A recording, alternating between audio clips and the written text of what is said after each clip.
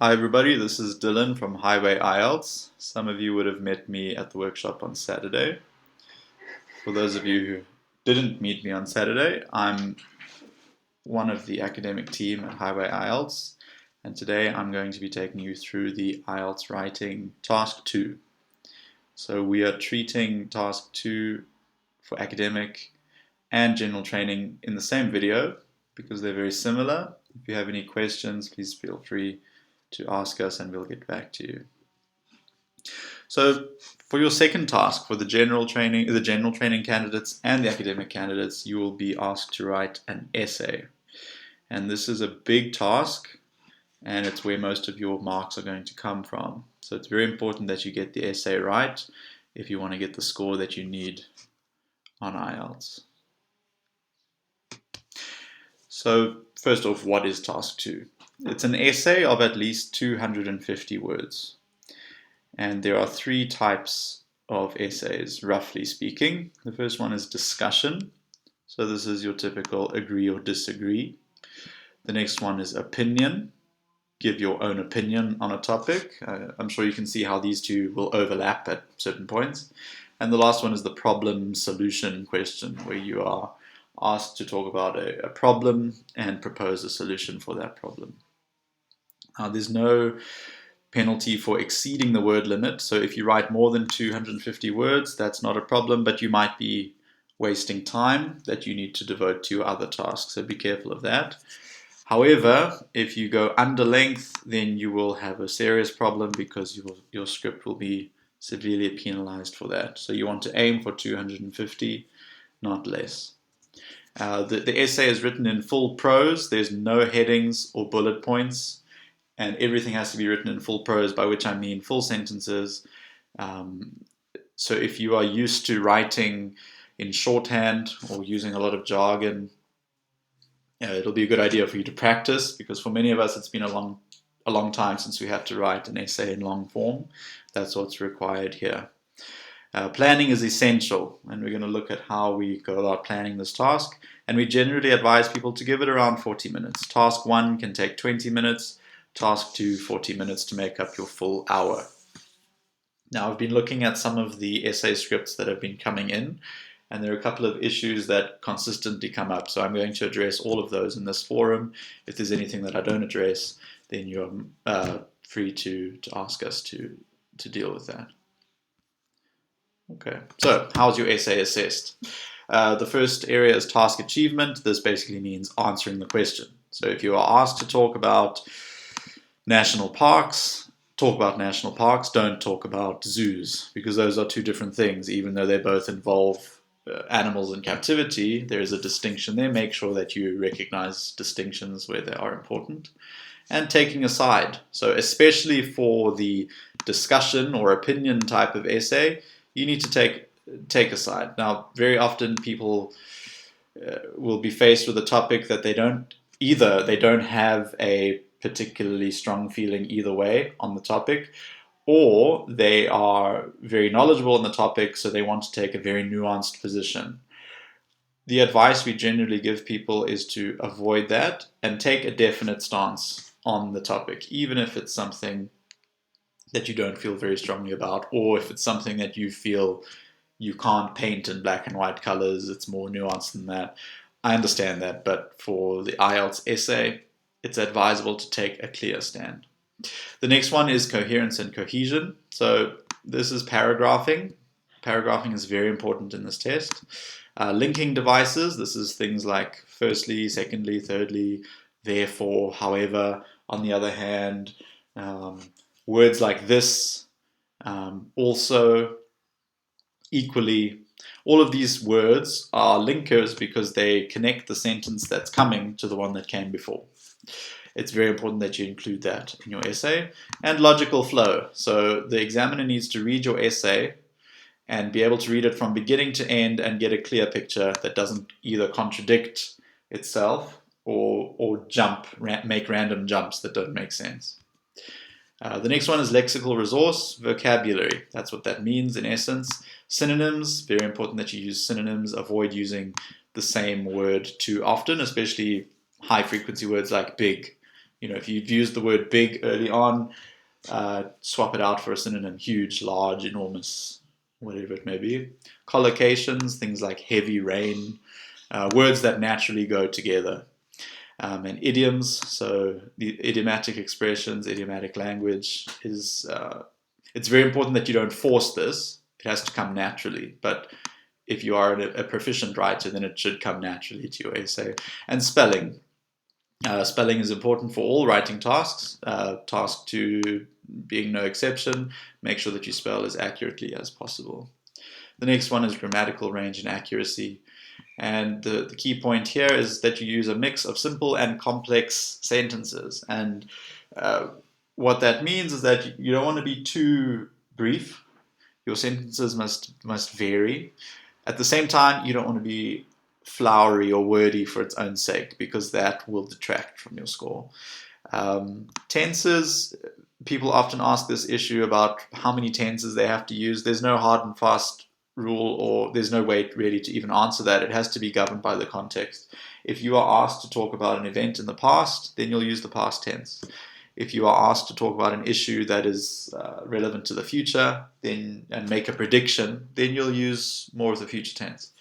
For an essay, most of the time you're going to use the present tense, but it's good to include some references to the past or perhaps to the future in order to bring some variety to that.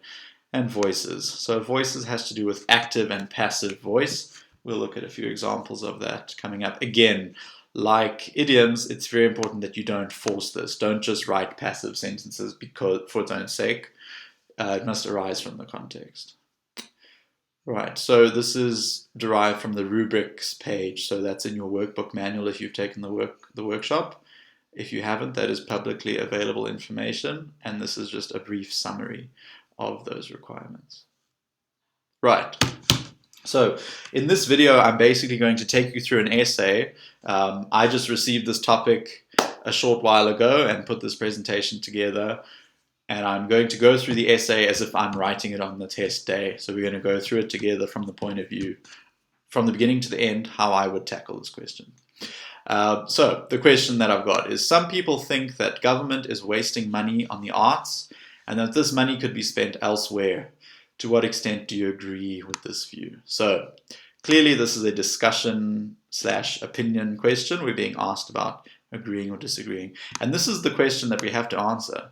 We have to answer to what extent we agree or disagree. So we need to make a stand. We need to take a stand. We need to decide before pen touches paper, we need to decide whether we agree with this view and to what extent. Strongly agree, strongly disagree, moderately agree. So that's the first thing. As for the rest, we see this is a topic that you may or may not have devoted much thought to, but it's very important that we come up with an opinion before we start. So I'm going to take the opinion in this essay that I strongly disagree with this statement. And so that's what I'm going to argue for. I disagree with this. I think that the government should spend money on the arts. Of course, there's no right or wrong answer here. Your opinion is your opinion. What matters is how you substantiate that.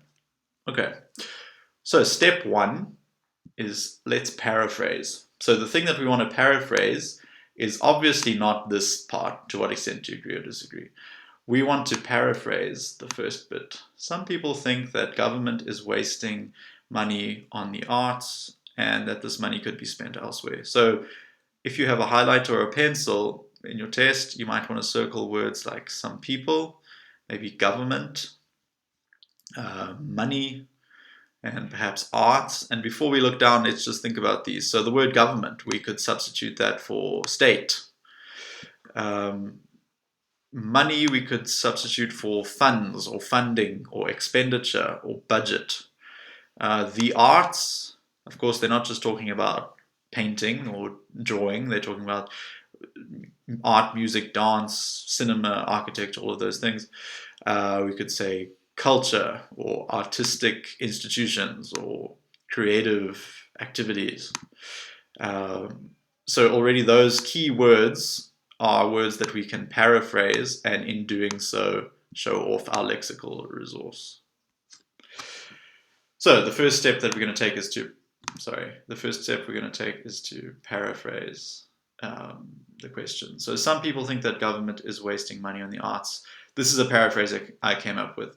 People disagree, sometimes strongly, over the question of state subsidies for cultural and artistic institutions. Objections to this kind of expenditure often pit the value of the arts against other considerations like poverty alleviation, education, and infrastructure. So I've really fleshed this idea out quite a lot, but this term that they used, elsewhere, I have packed quite a lot into elsewhere, and I've actually fleshed it out. I've said things: poverty alleviation, education, and infrastructure. The reason I put those in was just to show off, well, not to show off, that's the wrong word, but to show flexibility in my use of words, because I've understood what they mean by elsewhere. They're not talking about a place, they're talking about things to spend money on.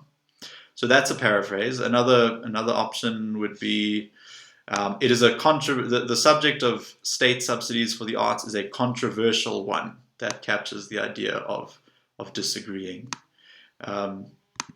So there's an effective paraphrase. You notice it's not one long sentence, it's actually two. This sentence is actually quite long. It might be worth breaking that up, but I haven't made one overly long sentence. Step 2 is what do we think? So what I said earlier, I was taking my stance. Personally, and it's totally fine to use words like personally and I. Personally, I believe this is short-sighted and that we neglect arts and culture at our peril. In this essay, I will consider both sides and substantiate my own view. So taken together, these two blocks will make our introductory paragraph. Then we will leave a line and move on. Step 3, and this I've left planning to this stage because the introduction doesn't take planning, it just takes paraphrasing and taking a stand. Step 3 is where we're going to plan. So I would go back to the question and think about the arguments that I'm going to use. So on my question paper, you're free to write anything on the question paper. I would just jot down some points. So I'd write paragraph 1, and the important thing here is foster national cohesion. So that's my first argument. I'm going to talk about how the arts help a country to have a sense of itself and have all the people in the country feel like they belong to one sort of organism. National or foster cohesion is a collocation. It's two words that tend to go together. So to foster something is to sort of nurture it, and cohesion goes naturally with that. So foster national cohesion. Then my second paragraph, a separate point, I'm going to talk about how the arts can be a venue for employment. Okay, so do you see how these are two very distinct points? The first point is that the arts help us all to feel connected to one another. The second point is that the arts actually employ people. So those are two distinct points. They're related, but they are distinct. So each must get its own paragraph. So we're not going to mix them up. We're not going to start talking about national cohesion and then start talking about employment in the same paragraph. We're just going to keep them separate as two different paragraphs.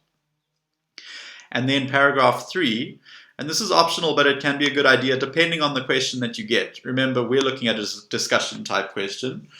If you ask for a problem solution type question, this is less relevant. But in this case, it would be a good idea to include a counter argument. So something like, I can see how some people would disagree with me on this ground. So I can think of a good argument against me would be that risk of state control of culture. That if the government is going to be paying for artists and things, then the government is going to have some sort of control over what they do. So the expression, he who pays the fiddler pays the piper plays the tune. So I can see that that's a risk. Okay, so I'm going to concede a little bit of territory there, but then I'm going to make sure that I finish the essay by reiterating my main point. So that is the skeleton of my essay. You could do it like I've done. This is very detailed. You could just actually use a single word or phrase: cohesion, employment, and state control. That would do, as long as you keep referring back to this while you're writing. Okay, so now we've written our introduction, and then we've done this plan on our question paper. Now we're going to jump into the actual body of the essay. So this is now step 4, where we're going to write the first body paragraph. So I'm going to get going on this issue of fostering national cohesion. So the first factor to consider, you see what I've done there is I've used this word first. That suggests a sequence, and it shows that I'm linking the paragraphs together. So this is the first point. The first factor to consider is the role of the arts in the life of a society or nation. Every ethnic or linguistic group has its own aesthetic preferences and modes of storytelling. This is what gives us the diverse spectrum, that's a collocation, of cultural expressions in visual arts, dance, music, and architecture. See, I'm showing here that I've understood that when they said the arts, they meant all of these things. These are essential to a people's identity, and by the way, that's not a mistake. The word people can be used in that sense to refer to a specific community. These are essential to a people's identity, and they foster national cohesion. The production processes for all of these involve time, money, and talent. Without a patron to support them, many creative talents will have to seek a livelihood elsewhere. As a result, the arts can become bland artifacts of market-oriented production, as modern culture tends to be. So there I've sort of spoken about how if we all have a similar way of making music or of painting or of telling stories or of building buildings, it makes us feel like we all belong to the same nation. So that's my first argument as to why it's important. And I've also added here that it needs money. So without a patron, the alternative to having a thriving arts and culture scene is that it'll just become private and it'll become corporate and it'll become like a product. And I've made the comment there that modern culture tends to be. You can see this is very subjective. I mean, from reading this, you can get an idea perhaps of my own cultural, political leanings. That you don't have. I'm not feeling self-conscious about that. I'm totally free to give my opinion, but I've done so in the context of substantiating my opinion. So don't feel like what you're writing is being assessed on its value from the examiner's point of view. The examiner, might be somebody might consider me very left-wing for what I've said here. That's not a problem. I'm not going to be penalized for having a view that might rub the examiner up the wrong way. So now we've done our first body paragraph. Second body paragraph, this is now step 5.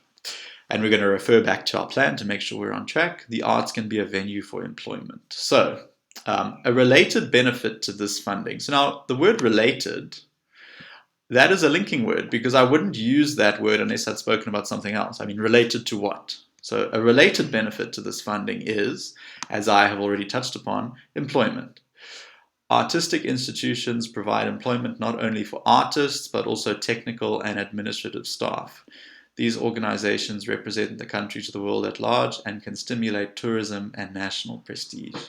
So I'm showing here that artistic institutions, whether they're art schools, music schools, ballet companies, cinemas, whatever it may be, they provide employment to a broad range of people, and they represent the country to the world, and they can stimulate tourism.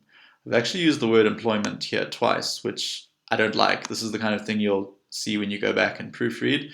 I could have changed this for jobs. You see, when we say synonyms, it doesn't mean that you've got to swallow a thesaurus or something. Jobs is a synonym for employment, and it would be perfectly fine. It would just break the monotony there, employment and employment. So that's just a note. So there's our second paragraph. We've now covered 2 arguments. And now the third one, so step 6, the third body paragraph. And here I'm going to make my counter argument. So I'm going to consider the other side of the issue. And I actually have to do that because in my introduction I said I would. I said I'd consider both sides. So my counter argument was the thing about state control. So one legitimate argument that I've heard people make against my position is the fact that if the state funds the arts, it will exert control over them.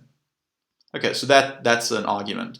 But I'm not going to give it too much space because I don't want the examiner to start thinking that I've changed my mind.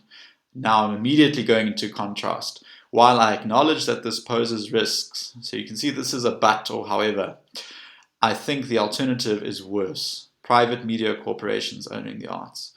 This is what we see in many countries today. I believe this is worse because governments at least face some scrutiny from the public, whereas corporations generally don't. So I've given space to a counter argument, but look how short it is. It's actually just one sentence. And then I've immediately followed it up with something to say, well, actually, I mean, it's a good point, but here's why I don't agree. So I've presented the counter argument and I've kind of shot it down. And then step 7 is the conclusion. Now in the conclusion, you don't want to bring in any new material. You really just want to restate your position. So in conclusion, and I know that's a very obvious one, you might think it's not very subtle. It doesn't have to be.